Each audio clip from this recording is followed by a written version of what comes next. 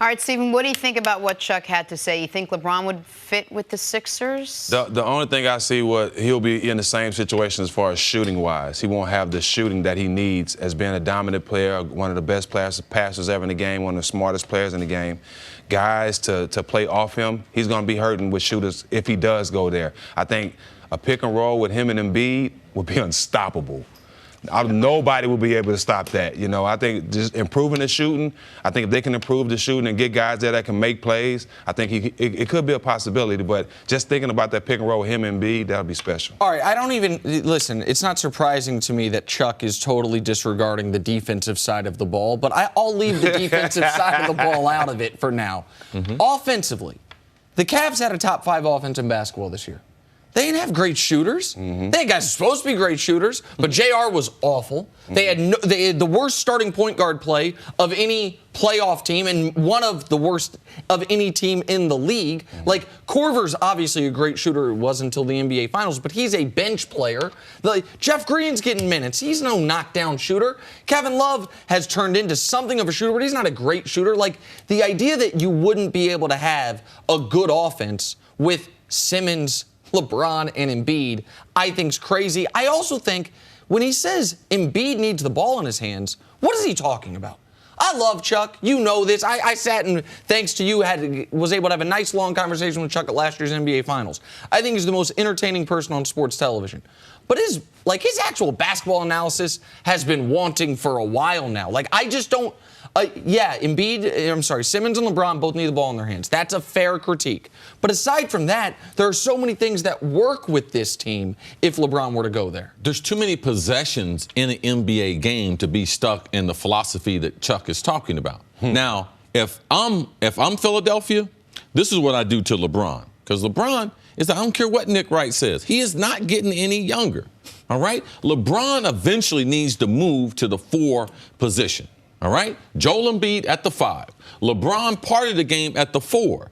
Now, we're expecting Markelle Fultz to have a full recovery and to be a dominant athletic point guard at 6'4.5", 6'5". Now you might not believe that. That's okay. That's what the process is about. That's what's called basketball development is about. But what I do with Ben Simmons and LeBron is I switch them between the 2.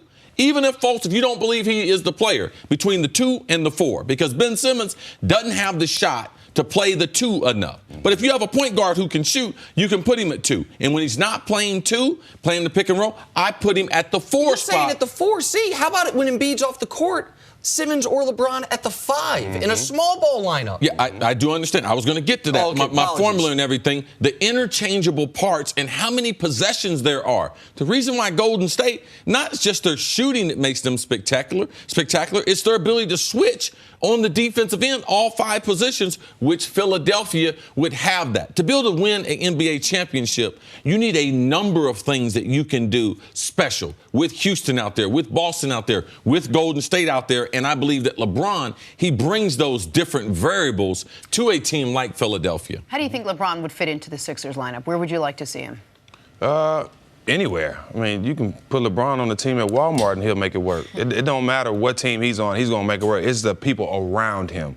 You know, you tell me J.J. Redick is not coming back to play with the 76ers and come off the bench and for a lot less money after making over $20 million to play with LeBron James? Like, that's going to happen. What about what Charles Barkley said about LeBron perhaps stunting the growth of Simmons and Embiid? I definitely disagree with that. LeBron has made everybody better. Guys that haven't got better with LeBron or guys that haven't succeeded with LeBron, they have to take the blame for themselves. You know, that's the main reason why they didn't win the finals, because other guys didn't do their job while he was doing his. So he makes everybody better. I just think for the most part, it's just the only problem will be wrong with that team is the shooting. That's the only thing I would be worried about. Everything else would be great. I'm not going to say Chuck is lazy, but it's a lazy basketball analysis just to say if people have the ball that they can't get better if they're all together. They said that about Golden State. LeBron. Oh, Kevin Durant's going to ruin their team. Kill them. Oh, now make them not enough balls. Yeah, now make them unstoppable. When you have the best player in the world getting to the gym 2 hours before anyone else, you let me know if you're trying to be good, how that's going to hurt you. Exactly. When the best case scenario for Ben Simmons is to turn into some form of LeBron light. Exactly, Nick. So learning from him makes perfect sense. Also, LeBron has been open now, and I know you don't like putting the pressure on the young man, but LeBron wants to give himself a chance to play in a game against or with his son. That means he's got to play 6+ years more. The trajectory of, okay, right now I'm the best player on the team, Embiid's the second best, Simmons is third best. A couple years from now, maybe Embiid's the best, I'm the second best, Simmons third.